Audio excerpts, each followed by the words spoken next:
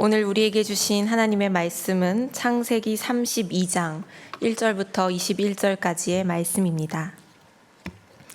창세기 32장 1절부터 21절까지의 말씀 우리 한 목소리로 읽겠습니다. 야곱이 길을 가는데 하나님의 사자들이 그를 만난지라. 야곱이 그들을 볼 때에 이르기를 이는 하나님의 군대라 하고 그 땅 이름을 마하나임이라 하였더라. 야곱이 세일 땅 에돔들에 있는 형 에서에게로 자기보다 앞서 사자들을 보내며 그들에게 명령하여 이르되 너희는 내 주 에서에게 이같이 말하라. 주의 종 야곱이 이같이 말하기를 내가 라반과 함께 거류하며 지금까지 머물러 있었사오며 내게 소와 나귀와 양떼와 노비가 있으므로 사람을 보내어 내 주께 알리고 내 주께 은혜 받기를 원하나이다 하라 하였더니 사자들이 야곱에게 돌아와 이르되 우리가 주인의 형 에서에게 이른즉 그가 400명을 거느리고 주인을 만나려고 오더이다.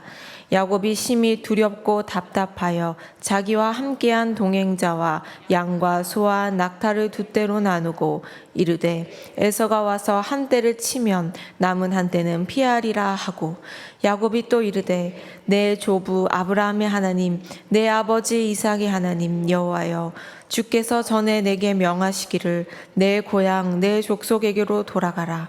내가 내게 은혜를 베풀리라 하셨나이다. 나는 주께서 주의 종에게 베푸신 모든 은총과 모든 진실하심을 조금도 감당할 수 없사오나 내가 내 지팡이만 가지고 이 요단을 건넜더니 지금은 두 때나 이루었나이다. 내가 주께 간구하오니 내 형의 손에서 에서의 손에서 나를 건져내시옵소서. 내가 그를 두려워함은 그가 와서 나와 내 처자들을 칠까 겁이 나기 때문이니이다. 말씀하시기를 내가 반드시 내게 은혜를 베풀어 내 씨로 바다에 셀 수 없는 모래와 같이 많게 하리라 하셨나이다. 야곱이 거기서 밥을 지내고 그 소유 중에서 형 에서를 위하여 예물을 택하니 암염소가 200이요 순염소가 20이요 암양이 200이요 순양이 20이요 젖나는 낙타 30과 그 새끼와 암소가 40이요 황소가 10이요 암나귀가 20이요 그 새끼 나귀가 10이라.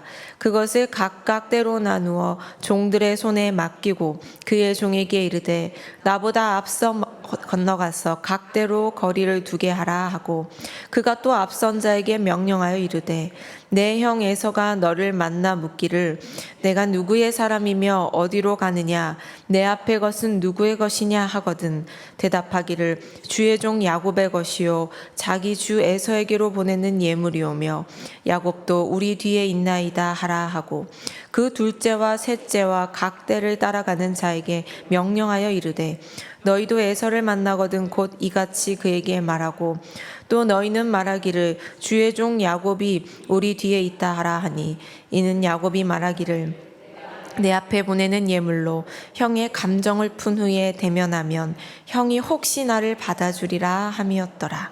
그 예물은 그의 앞서 보내고 그는 무리 가운데서 밤을 지내다가. 아멘. 요즘 참 날씨가 좋습니다. 물론 비염 있으신 분들은 이 꽃가루와 미세먼지 때문에 좀 곤욕스러우시겠지만 그래도 지금이 가장 산책하기에 가장 좋은 계절이 아닌가 싶습니다.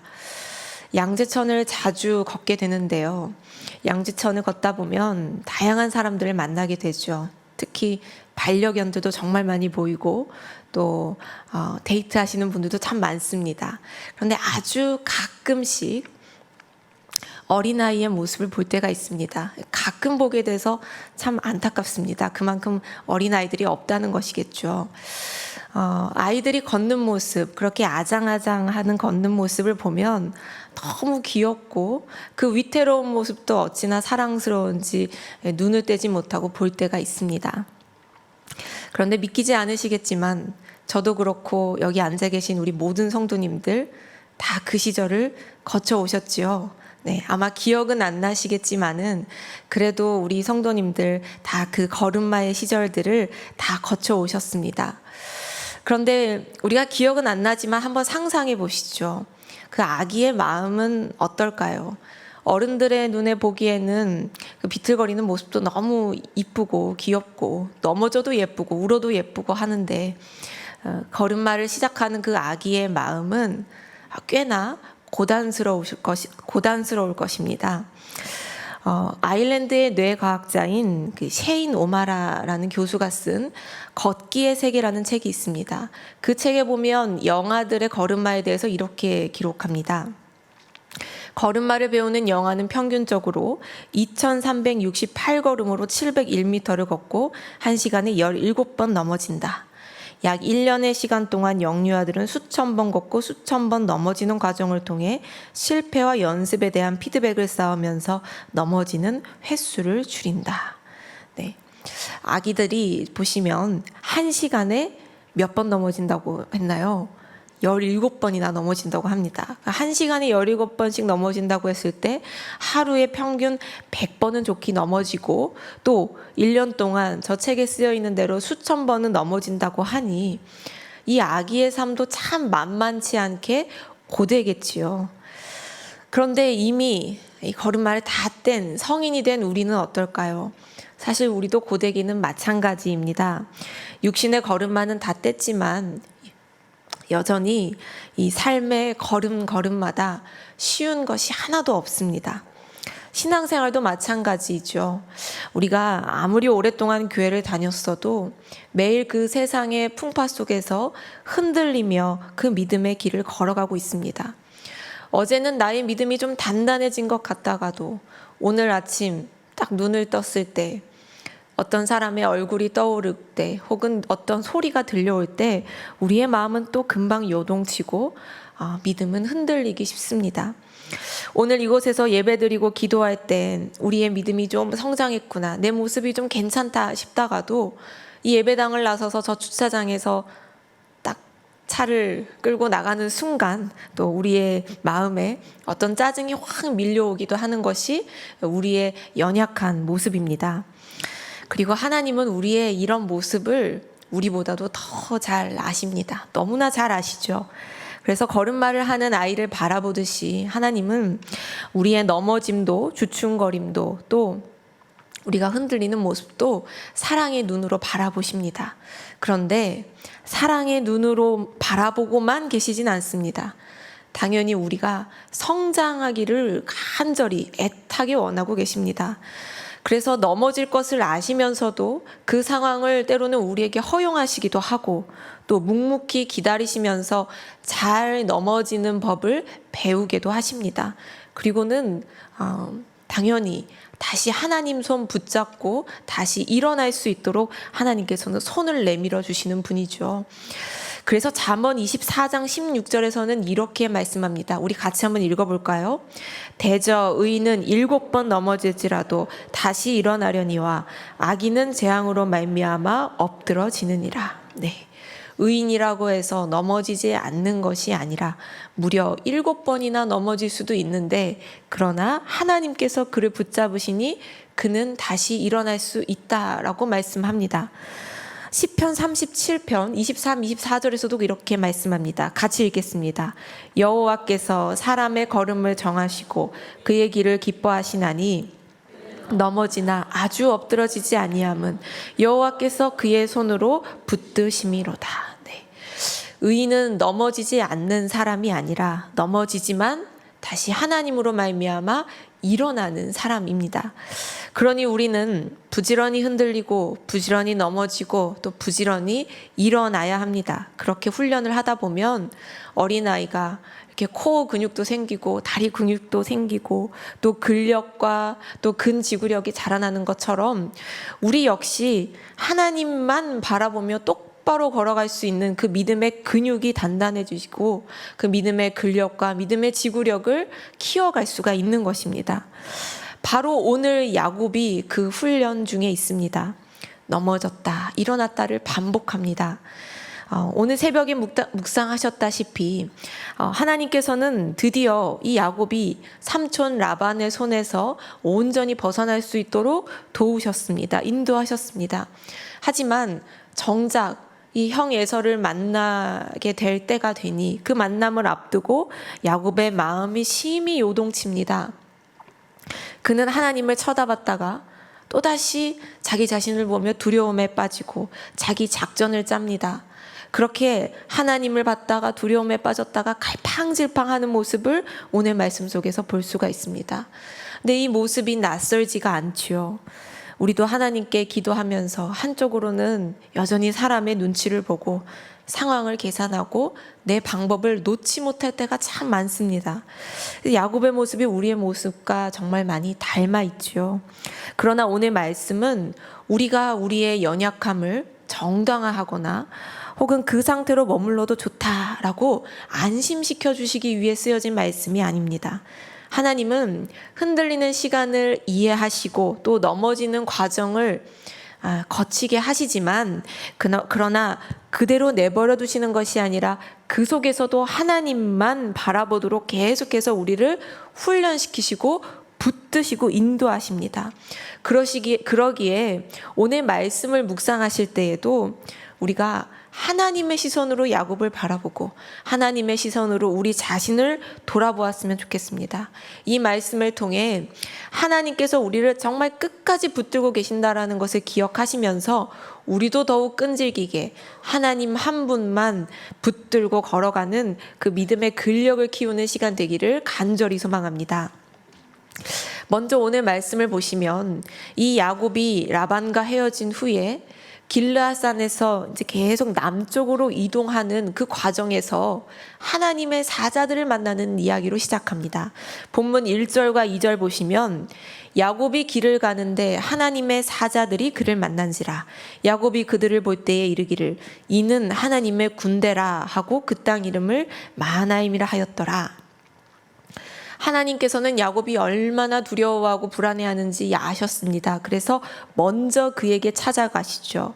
하나님의 사자들을 야곱에게 보내시고 하나님의 군대가 그 야곱을 호위하고 있다는 것을 깨닫게 하십니다. 근데 이전에 베델에서도 하나님은 야곱의 꿈에 나타나셔서 천사들과 또 자기 자신을 나타내시면서 하나님의 임재와 보호를 약속하신 바 있습니다. 이처럼 하나님은 야곱의 그 위기의 순간마다 나타나셔서 그를 붙잡아 주시고 그에게 용기와 담대함을 불어넣어 주십니다. 하지만 하나님을 바라보던 그 야곱의 시선은 금방 흩어지고 맙니다. 본문 3절 말씀 보시면 야곱이 세일 땅 에돔 들에 있는 형 에서에게로 자기보다 앞서 사자들을 보내며 하나님께서는 하나님의 사자들을 보내셨지만 야곱은 자기의 사자들을 앞세워 보내서 형 에서의 동태를 살피게 합니다. 뿐만 아니라 에서를 만나면 어떻게 이야기를 해야 되는지 그 멘트까지 일일이 알려주고 있는데요. 4절 5절 보시면 이렇게 말합니다. 너희는 내 주 에서에게 이같이 말하라. 주의 종 야곱이 이같이 말하기를 내가 라반과 함께 거류하며 지금까지 머물러 있었사오며 내게 소와 나귀와 양떼와 노비가 있으므로 사람을 보내어 내 주께 알리고 내 주께 은혜 받기를 원하나이다 하라 하였더니 이 말 속에는 야곱의 치밀한 전략이 다 녹아 있습니다. 우선 에서를 향해서 내 주라고 부르면서 또 자신을 주의 종, 즉 형 에서의 종이라고 표현하면서 아주 납작 엎드립니다. 뿐만 아니라 그의 귀향이 지금 늦어진 이유, 즉 삼촌 라반의 집에서 거주하였다라는 사실과 재산에 대한 언급을 자세하게 하는데요. 물론 이전에 야곱이 이 형의 장자권을 빼앗고 또 아버지께로부터 받을 모든 축복을 속여서 가로챈 그 전적이 있기 때문에 이 야곱의 의도가 좀 어떤 자랑처럼 들릴 수 있습니다. 하지만 지금 야곱은 전혀 그럴 의도가 아니라 형 에서에게 제가 이만큼 많은 것이 있습니다. 그런데 이 모든 걸 형에게 드릴 마음이 있습니다. 형의 것입니다 하고 화해의 신호를 보내고 있는 것이죠. 나름대로 형의 마음을 누그러뜨리기 위해서 최선을 다합니다. 그러나 에서도 화해를 원하는지는 잘 모르겠습니다. 오늘 본문 6절 보시면 그가 400명을 거느리고 주인을 만나려고 오더이다. 야곱이 보낸 이 사자들이 와서 하는 말이 당신의 형이 무려 400명이나 되는 사람들을 거느리고 오고 있다라고 이야기하죠. 이 이야기를 들은 야곱은 극심한 두려움에 빠집니다. 7절 말씀에 야곱이 심히 두렵고 답답하여.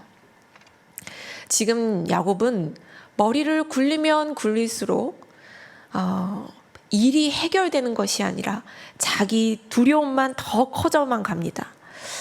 여러분, 우리도 그럴 때가 참 많습니다. 하나님께서 이 야곱에게 하나님의 사자를 보여주신 것처럼 하나님은 끊임없이 우리에게 말씀과 찬양과 기도와 또 수많은 믿음의 사람들을 통해서 우리에게 담대함을 불어넣어 주십니다. 내가 너와 함께 있다. 걱정하지 말라고 말씀하십니다. 그 순간만큼은 우리 자신도 하나님을 바라보게 되죠. 그러나 시간이 지나면 어느새 우리 머릿속에 다시 그 일이 떠오르고 그 사람 얼굴이 떠오르고 또 우리 귀에 어떤 소문이 들려옵니다. 그러면 또 믿음은 사그라들고 우리 머릿속은 분주해집니다. 하나님의 시선보다 사람의 시선에 더 집중하면서 내 힘으로 어떻게든 해결해 보려고 여러 가지 경우의 수를 생각하며 이것저것 시도합니다. 하지만 그러면 그럴수록 마치 늪에 빠져가듯이 우리는 더욱 불안감에 빠져들게 됩니다. 지금 야곱이 자기 사자들을 앞서 보내서 얻은 것은 무엇입니까? 두려움밖에 없습니다. 스스로 자기 자신을 더 궁지에 몰아넣고 있습니다. 여러분, 우리가 하나님께 시선을 고정하지 못하고 하나님의 임재를 믿지 못하면 야곱과 같이 똑같은 어리석음을 범하게 됩니다. 내가 아등바등거릴수록 상황은 악화되고 우리 자신만 더 힘들어지죠. 어차피 이 에서와의 갈등은 야곱의 힘으로 해결할 수 있는 문제가 아닙니다. 야곱도 그것을 압니다. 아는데도 하나님을 온전히 신뢰하지 못해서 계속 시달리고 소진되어 가고 있습니다. 오늘 우리에게도 다 각자 스스로 해결할 수 없는 문제들이 있습니다. 여러분, 우리가 스스로 해결할 수 있으면 그걸 문제라고 할 필요도 없습니다. 그건 그냥 열심히 해야 하는 과제입니다. 그러나 내가 해결할 수가 없기 때문에 우리가 그것을 문제라고 하는 것이죠. 그러니 지금 그 문제들을 움켜쥐고 있는 우리의 손을 과감히 내려놓고 하나님께 좀 내어 맡기시기를 바랍니다. 내가 풀 수 없는 시험지 붙잡고 1시간, 2시간 그 시험지 붙잡고 있는다고 해서 끙끙거려봤자 그 답을 낼 수가 없습니다. 자녀 문제, 배우자 문제, 어떤 관계 문제, 재정 문제, 그것이 무슨 문제이든지 간에 문제 붙잡고 있는다고 해서 해결될 수가 없습니다. 그러니 그 손으로 문제를 놓으시고 대신 하나님을 붙드시기를 바랍니다. 하나님에게 모든 문제에 답이 있다는 것을 우리 모두가 좀 믿을 수 있기를 바랍니다. 그래서 진짜 진리 안에서 누리는 그 참된 자유가 무엇인지를 말씀에서 읽는 것만 아니라 우리의 삶에서 경험하고 누리는 우리 모든 성도님들 되시기를 간절히 소망합니다. 야곱에게도 그 믿음이 있었을까요? 작게나마 있었습니다. 그래서 하나님께 기도를 합니다. 그런데 기도하기 전에 또 나름의 전략을 짜죠. 7절, 8절 말씀 보시면 야곱이 심히 두렵고 답답하여 자기와 함께한 동행자와 양과 소와 낙타를 두 떼로 나누고 이르되 에서가 와서 한 떼를 치면 남은 한 떼는 피하리라 하고, 지금 이 식구들과 가축들을 두 떼로 나누어서 앞서 보낸 팀이 만약에 그 에서에게 공격을 당하면 이제 다른 팀은 바로 도망갈 수 있도록 나름대로 이제 대여를 꾸밉니다. 지금 야곱은 최악의 상황까지 다 계산하고 있는 것이죠. 그렇게 계산을 다 마친 후에야 하나님께 기도합니다. 9절부터 12절 말씀 보시면 이 베델에서 하나님이 주신 약속을 언급하면서 기도합니다. 9절 보시면 야곱이 이르되 내 조부 아브라함의 하나님 내 아버지 이삭의 하나님 여호와여 주께서 전에 내게 명하시기를 내 고향 내 족속에게로 돌아가라 내가 내게 은혜를 베풀리라 하셨나이다. 나는 주께서 주의 종에게 베푸신 모든 은총과 모든 진실하심을 조금도 감당할 수 없사오나 내가 내 지팡이만 가지고 이 요단을 건넜더니 지금은 두 때나 이루었나이다. 우리 11, 12절 같이 읽어볼까요? 내가 주께 간구하오니 내 형의 손에서 에서의 손에서 나를 건져내시옵소서. 내가 그를 두려워함은 그가 와서 나와 내 처자들을 칠까 겁이 나기 때문이니이다. 주께서 말씀하시기를 내가 반드시 내게 은혜를 베풀어 내 씨로 바다에 셀 수 없는 모래와 같이 많게 하리라 하셨나이다. 지금 야곱은 이제 처음으로 하나님께서 주신 말씀, 하나님이 주신 약속을 붙들고 기도하고 있습니다. 창세기 28장에 나오는 그 베델에서의 약속과 그리고 31장에서 너는 네 족속 네 고향에게로 돌아가라 하신 그 하나님의 말씀을, 하나님의 명령을 기억하고 있습니다. 그리고 그 말씀을 하나님께서 이루어 주시기를 소망하면서 하나님께 간절히 기도하지요. 또한 자격 없는 자신에게 하나님이 무한하게 베풀어 주신 그 은혜를 기억하면서 하나님 앞에 감사의 기도도 올려드리고 있습니다. 그래서 여기까지는 참 좋습니다. 그러나 기도하고 나서 하나님이 일하실 틈을 안 내어드립니다. 13절 말씀 보시면 이렇게 기록합니다. 야곱이 거기서 밤을 지내고 그 소유 중에서 형 에서를 위하여 예물을 택하니. 야곱은 지금 가만히 있을 수가 없습니다. 기도는 기도대로 하고 또 형 마음을 달래기 위해서 막 예물도 선별해야 합니다. 너무 바쁩니다.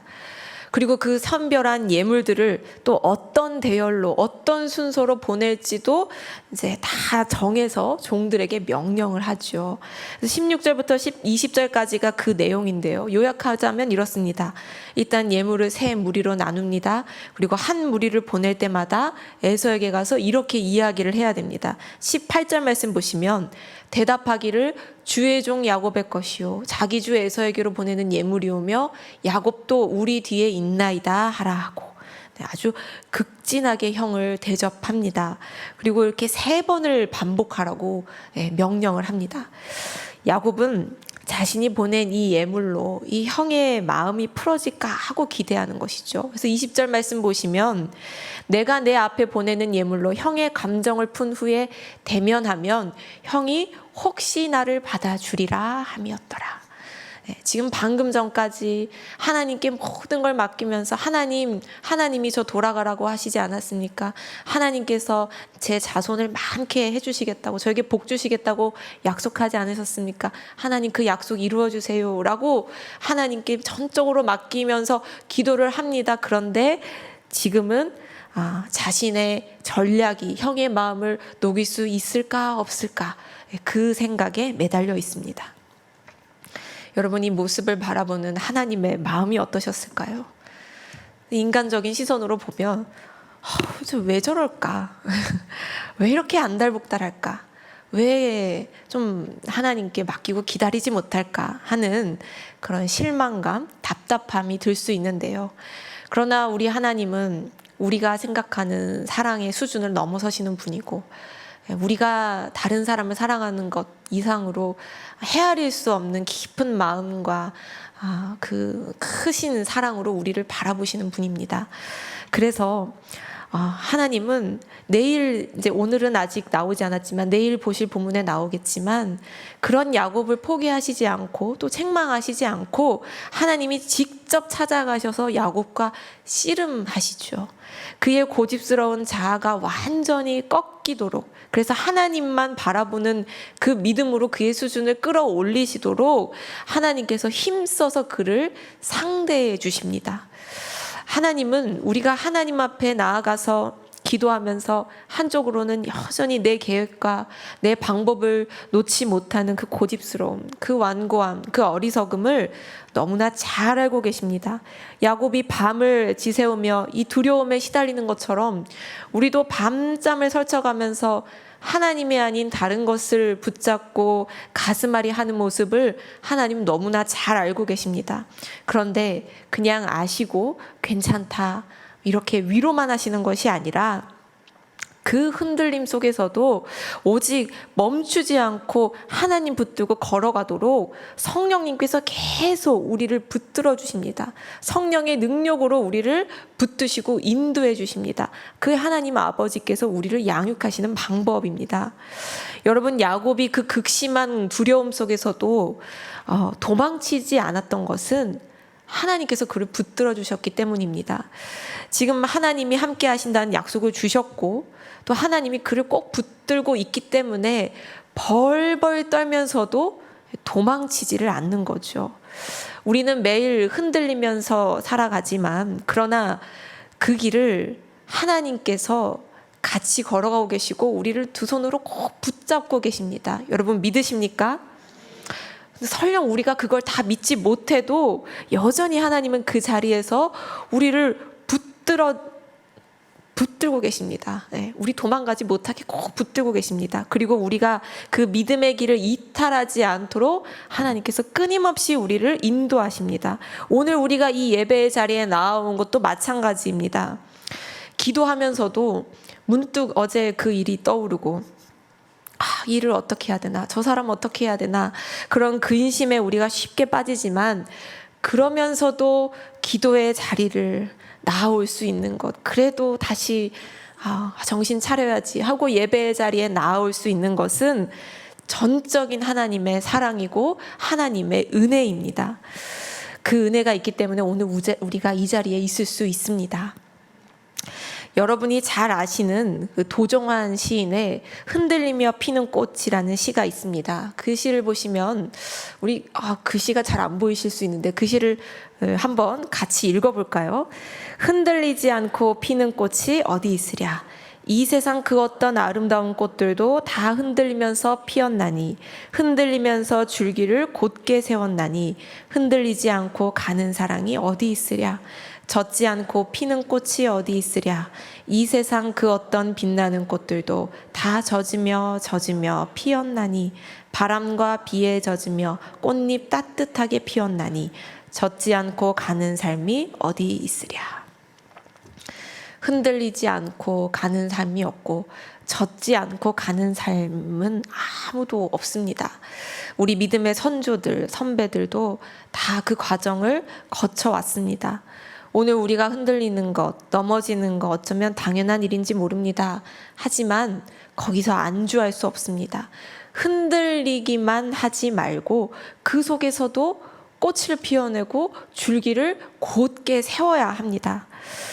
여러분, 흔들림에는 분명히 목적이 있습니다. 야고보서 1장 2절에서 4절 말씀 보시면 우리 같이 읽겠습니다. 내 형제들아, 너희가 여러 가지 시험을 당하거든 온전히 기쁘게 여기라. 이는 너희 믿음의 시련이 인내를 만들어내는 줄 너희가 알미라. 인내를 온전히 이루라. 이는 너희로 온전하고 구비하여 조금도 부족함이 없게 하려 함이라. 아멘.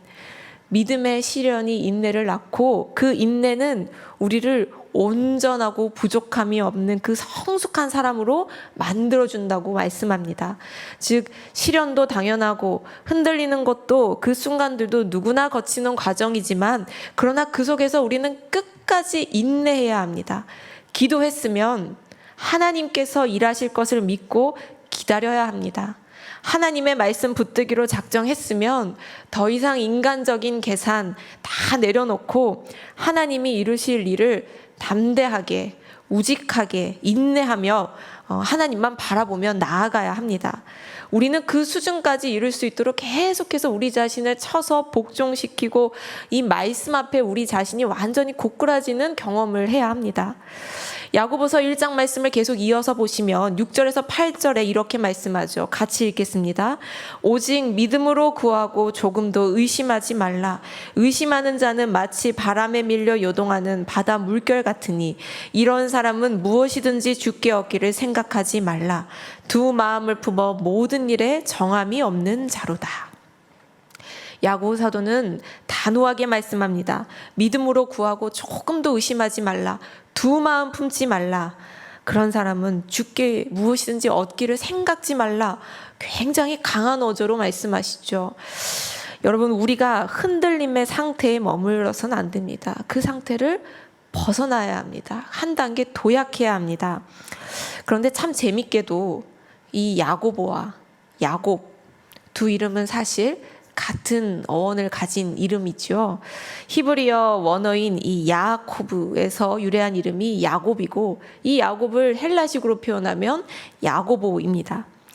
야곱은 지금 두 마음을 품고 갈팡질팡하고 있지만, 이 야고보 사도는 두 마음 절대 품지 말라라고 강하게 우리에게 권면합니다.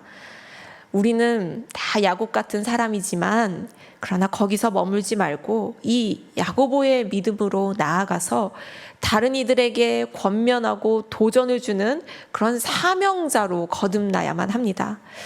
여러분, 우리가 흔들리지 않고 피는 꽃은 없다 말씀하지만, 하나님은 그 흔들림 속에서 우리의 믿음을 자라게 하시고 성숙시키시고 결국에는 수많은 열매를 맺게 하십니다. 지금도 세상의 작은 그 소리에 팔랑팔랑 우리의 마음이 그렇게 분산될 때가 있지만, 계속해서 그럼에도 불구하고 주님 붙들고 오직 예수님만 바라보면서 그 길을 걸어가다 보면 우리도 알지 못하는 새에 하나님이 우리를 통해 믿음의 열매를 맺어가시게 하실 것입니다.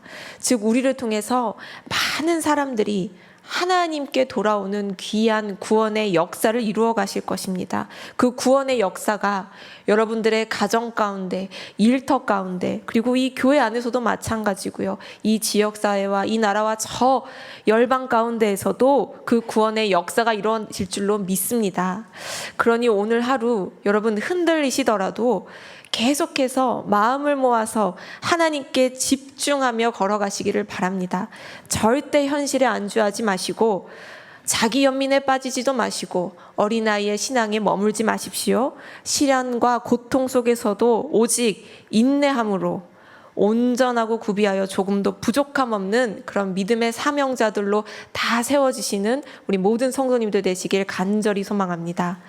아멘. 오늘 말씀을 생각하면서 우리 함께 찬양하려고 합니다. 모든 상황 속에서 주님만을 바라보겠다라고 이 시간 함께 고백하겠습니다.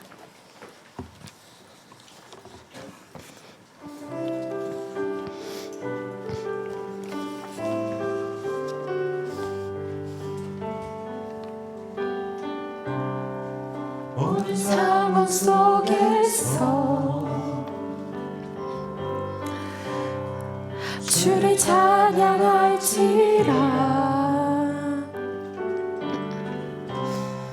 주는 너의 큰 상급, 큰 도움이시라. 주의 얼굴 구할 때, 주의 얼굴 구할 때, 주의 영을 부으사 크신 사랑 안에서 주를 보게 하소서. 내 영혼이 내 영혼이 확정되고 확정되었사오니 믿음의 눈 들어 주를 바라봅니다. 내 영혼이 확정되고 확정되었사오니 믿음의 눈 들어 주를 바라봅니다. 우리 처음부터 고백합니다. 모든 상황 속에서, 모든 상황 속에서 주를 찬양할지라.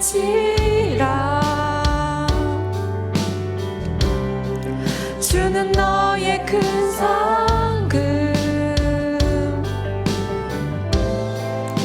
큰 도움이시라. 주의 얼굴 구할 때, 주의 얼굴 구할 때,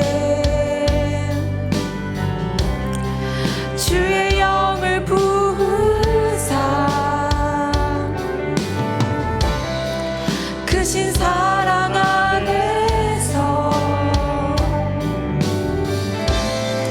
주를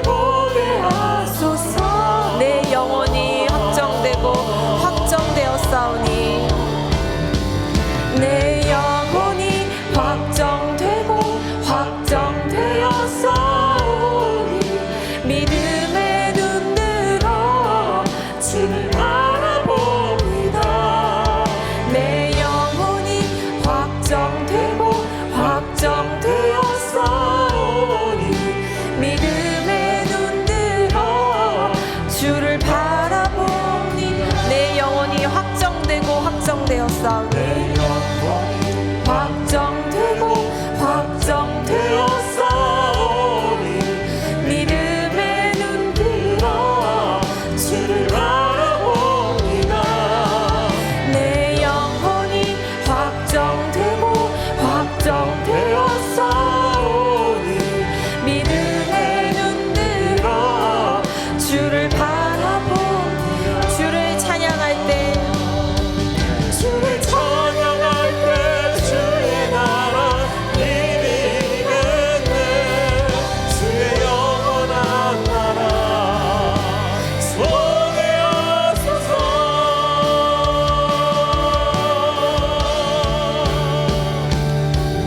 내 영혼이 확정되고 확정되었사오니 믿음의 눈 들어 주를 바라봅니다.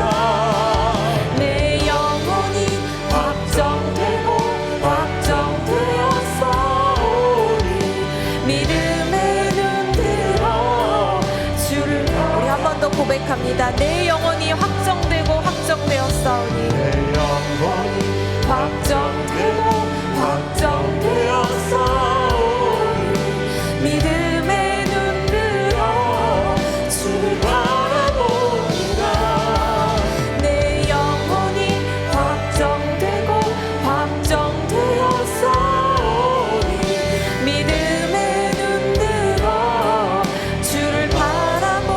주를 찬양할 때 주의 나라 이미 임했네.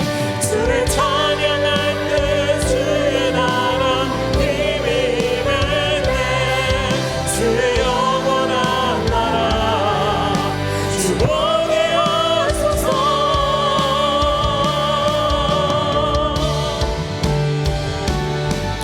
내 영혼이 확정되고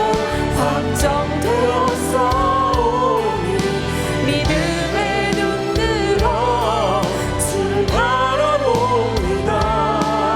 내 영혼이 확정되고 확정되었사오니